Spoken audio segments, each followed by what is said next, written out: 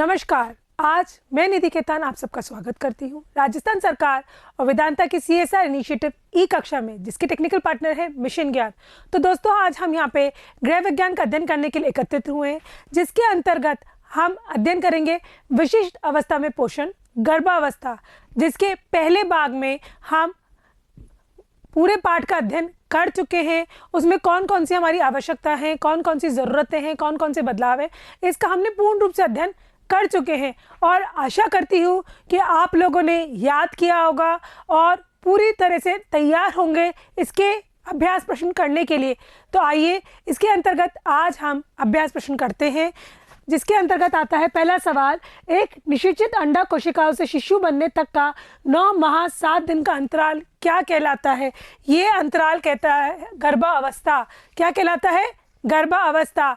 यहाँ पे 9 महीने 7 दिन के अलावा आपको 280 दिन या 40 सप्ताह भी दिखे जा सकते हैं। तो दोस्तों घबराएं ना, इसको हमने पहले भी अध्ययन कर चुके थे। फिर है गर्भावस्था को मुख्यतः किन 3 अवस्थाओं में बांटा गया है? कितने अवस्थाओं में बांटा गया है? 3 अवस्था को, डिंबावस्था, भ्रूण अवस्था और शिशु अवस्था। कम क्रियाशील गर्भवती महिला को प्रोटीन की आवश्यकता होती है 82.2। यहाँ पे चाहे कम क्रियाशील हो, मध्य क्रियाशील हो या अधिक क्रियाशील हो, प्रोटीन की आवश्यकता हमने सभी के लिए सामान्य देखी थी 82.2 ग्राम। गर्भावस्था में अतिरिक्त लौह लवण एवं फॉलिक अम्ल की आवश्यकता होती है हीमोग्लोबिन स्तर बनाए रखने के लिए, क्योंकि हमने हमारे अध्याय के अध्ययन में पढ़ा था कि रक्ताल्पता विभिन्न प्रकार की होती है। तो फॉलिक अम्ल के कारण भी हमको मेगालोब्लास्टिक होती है, लौह लवण के कारण सामान्य रक्ताल्पता होती है। तो इन रक्ताल्पताओं को क्यों हमको पूर्ण रूप से इन पौष्टिक आवश्यकताओं को चाहिए? हीमोग्लोबिन स्तर बनाए रखने के लिए। अब आता है रिक्त स्थानों की पूर्ति करें। गर्भावस्था सामान्य 40 सप्ताह की एक अस्थायी अवस्था होती है। गर्भावस्था में वजन एवं शरीर के क्षेत्रफल की तीव्र गति से वृद्धि के कारण उपापचय दर 10 से 25% तक बढ़ जाती है। कितनी? 10 से 25% तक बढ़ जाती है। गर्भावस्था में हार्मोनल परिवर्तन के कारण गर्भकालीन समस्याओं से गुजरना पड़ता है। महिलाओं की गर्भावस्था के समय कैल्शियम की आवश्यकता दुगनी या 1200 मिलीग्राम हो जाती है। सामान्यतः हमारी होती है 600, गर्भावस्था में हो जाती है 1200। बी समूह के विटामिनों की आवश्यकता ऊर्जा की आवश्यकता के अनुरूप ही होता है। आइए अब इसके अंतर्गत सवालों का जवाब दें। निम्न पर संक्षिप्त टिप्पणी कीजिए। रक्ताल्पता, पाचन संबंधी समस्याएं, प्रातःकालीन वमन और गर्भवती महिलाओं के लिए दैनिक संतुलित आहार।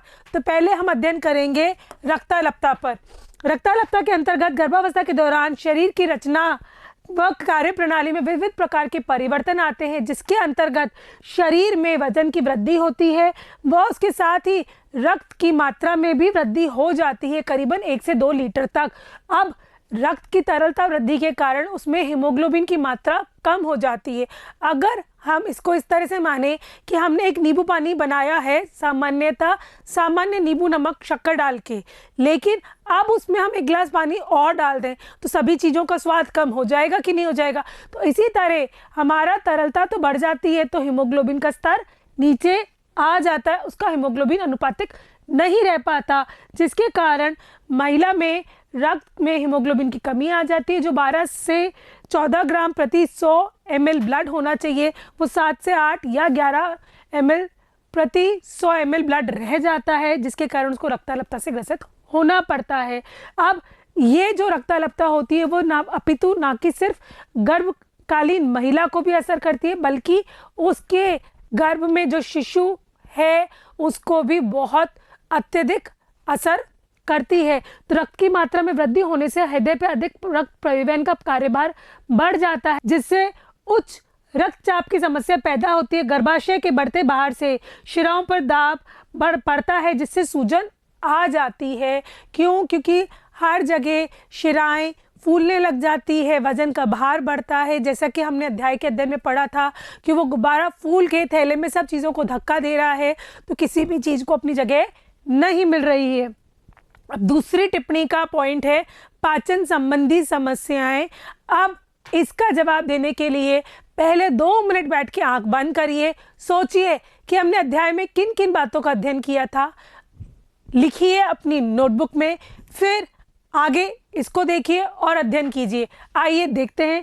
गर्भाशय में के बढ़ते आकार की वजह से अमाशय पर दबाव पड़ता है। भोजन अमाशय में 40 से 48 घंटे तक बिना पचे पड़ा रहता है। गर्भावस्था के से अनुचित भोजन का सेवन करने, दूषित पदार्थों के शरीर के से बाहर ना निकल पाने की स्थिति में पाचन संबंधी परेशानियां हो जाती है। ऐसे में पेट से गैस उत्पन्न होने वाले लगती है तथा कब्ज की शिकायत हो जाती है। इसकी वजह से डकारें आने लगती, छाती में जलन तथा बवासीर जैसे कष्ट उत्पन्न हो जाते हैं। पाचन संबंधी समस्याओं से बचने के लिए भोजन में जल व फल की प्रचुर मात्रा होनी चाहिए, जैसे कि हमारे भोजन में रेशा पर्याप्त मात्रा में हो और हमें कब्ज से ग्रसित ना होना पड़े और उससे संबंधित परेशानी जैसे बवासीर है, शिराओं का फटना है, आपके मल द्वार से खून बहना है, इन सब से ग्रसित ना होना पड़े। खाना हल्का सुपाच्य सादा होना चाहिए, जैसे वापस उचकाली ना मारे, आपको डकारे ना आए, खट्टा खट्टा पानी वापस ना आए। रात्रि में दूध व मुनक्का का सेवन करना चाहिए। मुनक्का में बीज नहीं होने चाहिए, बीज निकाल दीजिएगा। अगर बीज का सेवन करेंगे तो और आप कब्ज से ग्रसित हो जाएंगे। प्रातःकालीन वमन, ये पाचन संबंधी समस्याओं के अंतर्गत ही था। प्रातःकालीन वमन में क्या होता है? प्रातःकालीन वमन वो होता है जब महिला के अंदर वो पहला या दूसरा चरण चल रहा होता है, जब शिशु में जान बन रही होती है। ये सामान्यतः 3 महीने का काल होता है और इसमें सुबह उठते ही उल्टी या वमन होता है। इसके लिए गर्भकालीन महिला को चाहिए कि एकदम से सीधे ना उठे, करवट लेके उठे, उठते ही तरल पदार्थ का सेवन ना करे, अपितु कुछ ना कुछ ठोस आहार का सेवन करे और फिर लेट के फिर उठे। ठोस आहार में आपके भुने चने, टोस्ट, बिस्किट, बादाम, मखाने कुछ भी आ सकता है जिससे उसको वमन ना हो। और अगर 3 महीने के बाद ये सामान्यतः सही हो जाता है और अगर 3 महीने के बाद भी सही नहीं होता है तो आप चिकित्सक परामर्श लें। हो सके तो कोई इंजेक्शन भी वो आपको दे सकता है जिससे आपकी उल्टियाँ बंद हो जाएं।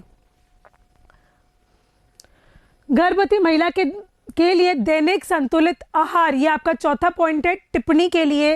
अब दैनिक संतुलित आहार के अंतर्गत हमने भोज्य पदार्थों का कैलकुलेशन करा है, उसकी टेबल ले देखें कि उसके अंतर्गत क्या क्या होता है।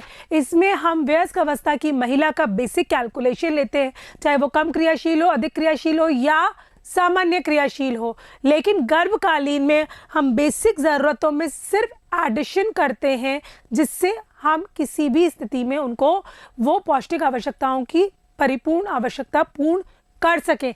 आए देखें, अनाज में कोई एडिशन नहीं है, दाल में कोई एडिशन नहीं है, दूध में एडिशन है प्लस 200 ग्राम। फिर आपका है हरे पत्तेदार सब्जियों में एडिशन है, फिर आपका फल में एडिशन है और फिर आपका वसा में एडिशन है, जिससे आपका जो भी इंक्रीज्ड ज़रूरतें हैं या आवश्यकताएं हैं गर्भावस्था की वो परिपूर्ण पौष्टिक हो जाती है। हरे पत्तेदार सब्जी और फल से आपको पूर्ण रूप से रेशा मिलेगा, जैसे आप कब्ज से ग्रसित ना हो। अब आइए दूसरा सवाल देखते हैं। गर्भावस्था महिला के जीवन में आने वाली एक अस्थायी एवं विशिष्ट अवस्था है। क्यों? क्योंकि ये एक नए जीवन के लिए बीज रोपण है या नए जीवन की शुरुआत है। अस्थायी इसलिए क्योंकि ये सिर्फ 9 महीने 7 दिन की होती है, जीवन पर्यंत नहीं चलती। स्पष्ट कीजिए, गर्भावस्था महिला के जीवन में आने वाली एक अस्थायी व विशिष्ट अवस्था है। ये 9 महीने 7 दिन या 40 सप्ताह या 280 दिन की होती है। जब पहली बार आपका ऋतुस्राव मिस होता है, उससे के पहले वाले ऋतुस्राव से कैलकुलेट होता है ये टाइम।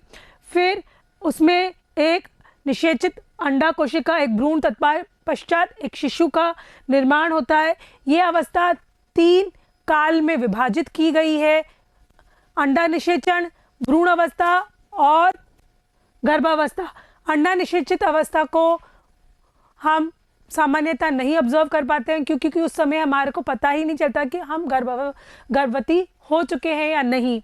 विशिष्ट अवस्था इसलिए कहलाती है क्योंकि ये अस्थायी अवस्था है। इसके साथ एक विशिष्ट इसलिए है क्योंकि हम माँ बनने जा रहे हैं, एक नया जीवन को शुरू करने जा रहे हैं। दूसरा यह है कि हम अपने आप में कौतूहल का विषय होता है कि गर्भधान के समय से जो कोशिका अंडाणु व शुक्राणु के निषेचन से बनती है, वो 9 महीने के अंतराल में एक हष्ट पुष्ट सुंदर शिशु का रूप या जीवन का रूप ले लेती है। तीसरे गर्भावस्था के दौरान शिशु के विकास के साथ साथ माँ के शरीर में भी कहीं तीव्र परिवर्तन हो रहे होते हैं, इसलिए इसको विशिष्ट अवस्था कहा जाता है। आइए दूसरा सवाल देखें। गर्भवती महिला हेतु आहार आयोजन करते समय महत्वपूर्ण बिंदु लिखिए।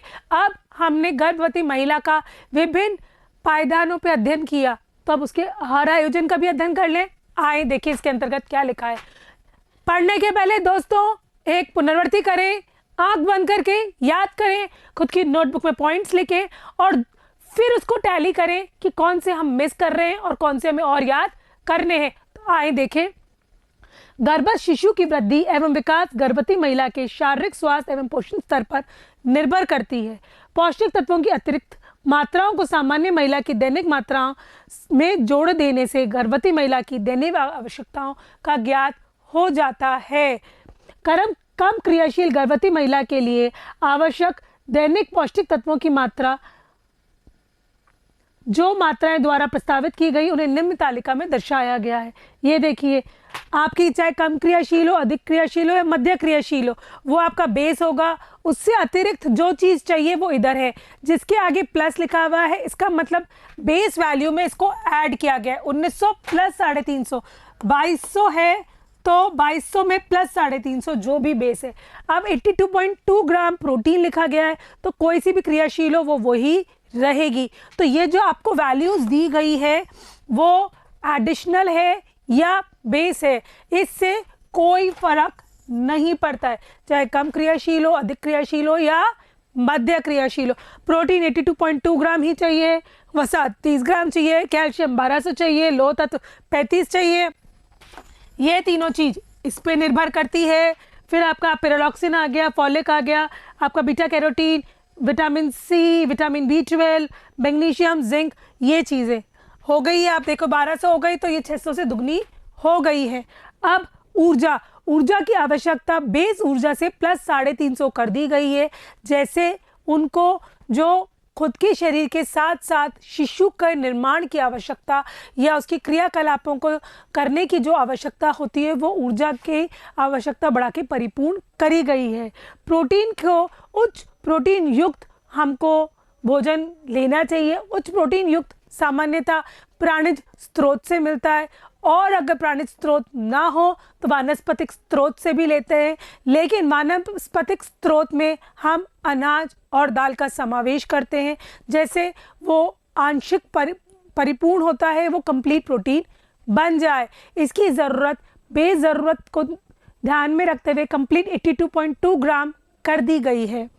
फिर आता है कैल्शियम। गर्भावस्था में कैल्शियम की कमी के कारण आपको पैरों में बाइटों की परेशानी हो जाती है। क्यों? क्योंकि इस समय आपका शिशु का अस्थि निर्माण पूर्ण रूप से ले रहा होता है, और अगर आप कैल्शियम की ज़रूरत उसको परिपूर्ण नहीं करेंगे तो बच्चा आपसे ले लेगा, चाहे उसके कारण कमी के कारण आपको ऑस्टियोमलेशिया से ग्रसित या अस्थि मृदुता से ग्रसित होना पड़ेगा। कैल्शियम की ज़रूरत 1200 मिलीग्राम हो जाती है। लोह तत्व व फॉलिक अम्ल से भरपूर भोज्य पदार्थ या चिकित्सक द्वारा परामर्श लेके उनकी गोलियों का सेवन नियमित रूप से करना चाहिए। क्यों? क्योंकि हमारे रक्त की मात्रा बढ़ चुकी है, हीमोग्लोबिन स्तर को हमारे को बढ़ाने की अत्यधिक आवश्यकता है। स्पेशली तीसरे चरण में जब हम प्रसव की ओर अग्रसर कर रहे हैं, उस समय बहुत सारा रक्त का अभाव होता है, तो उस समय हमें अत्यधिक हीमोग्लोबिन की आवश्यकता होती है। फिर आपका आता है फॉलिक अम्ल। फॉलिक अम्ल भी एक रूप से रक्ताल्पता का कारण होता है, और इसकी कमी के कारण शिशु में अपंगता भी संभावित हो जाती है, शिशु अपंग ग्रसित हो जाता है। इसलिए फॉलिक अम्ल या तो भोज्य पदार्थों से, अन्यथा चिकित्सक परामर्श के द्वारा गोलियों के रूप में सेवन करते रहना चाहिए। बी समूह के विटामिन जो होते हैं वो सामान्यतः आपके ऊर्जा के सेवन पे आधारित है। और अगर ऊर्जा का सेवन बढ़ा तो थाइमिन, राइबोफ्लेविन, नाइसिन की भी ज़रूरतें बढ़ जाएगी। क्यों? क्योंकि उनका उपापचय के लिए इन सब की आवश्यकता अत्यधिक होती है। फिर आता है जल। हर अध्याय में, अध्ययन के समय मैं आपको एक ही लाइन बार बार रिपीट कर रही हूँ, जल हमें कोई पौष्टिक तत्व नहीं देता, लेकिन जल हमारी जीवन रेखा है। अगर जल का सेवन परिपूर्ण तरीके से नहीं हुआ तो हम निर्जलीकरण से ग्रसित हो जाएंगे और निर्जलीकरण के कारण हम मृत्यु की ओर अग्रसर भी कर सकते हैं। तो इस समय करीबन 8 से 10 ग्लास जल का सेवन करना चाहिए, या कोई भी तरल पदार्थ, चाहे वो छाछ हो, फलों का रस हो, आपका नींबू पानी हो, या नारियल पानी हो, या दूध हो, किसी भी प्रकार से आपका तरल पदार्थ का सेवन करना चाहिए। फिर अन्य बातें जिनका आपको ध्यान देना है वो देखें कि गर्भाधारिणी के लिए अधिक तला पुला या मसाले युक्त भोजन ना बनाएं। क्यों? क्योंकि वैसे ही पाचन क्रिया बहुत देर तक विलंब हो जाती है, और अगर तला भुना होगा तो और विलंब होके आपकी पाचन क्रिया और शीतल हो जाएगी, डकारें आएगी, गैस बनेगी और परेशानियां हो जाएगी। दूसरा है रेशा युक्त भोजन का समावेश करें। उसके लिए चाहे चोकर युक्त हो, हरे पत्तेदार सब्जी हो, फल हो, जैसे आप कब्ज से ग्रसित ना हो और बवासीर से ग्रसित ना हो। एक ही बार में अधिक भोजन का सेवन ना करें, अपितु पूरे दिन में 5 से 6 बार में अल्पाहार के रूप में भोजन का सेवन करें, जो रुचिपूर्ण हो और आप खुशी खुशी इसको खा सकें। प्रातःकाल ठोस आहार के साथ करें, जैसे बिस्किट, भुना चना, बादाम, मखाने, कुछ भी, जैसे आपको प्रातःवमन से ग्रसित ना हो। भोजन में खून बढ़ाने वाले तथा भ्रूण के निर्माण में सहायक तत्वों जैसे प्रोटीन, लोह तत्व आदि की उचित मात्रा में सम्मिलित करें। दूध, दाल, हरी पत्तेदार सब्जियों का उचित मात्रा में सेवन करें। तो दोस्तों, मैं आशा करती हूँ कि इस पाठ का हमने अच्छे से अध्ययन किया होगा, नोटबुक में लिखा होगा, याद किया होगा, और जो प्रश्न मैंने बीच बीच में आपको बताती जा रही थी उनका भी नोटबुक में लिख के अध्ययन करेंगे। क्यों? क्योंकि वो 1 मार्क्स के रूप में आपसे पूछे जा सकते हैं। और अध्ययन करते रहिए, परीक्षाओं के लिए तैयार रहिए। तब तक नमस्कार।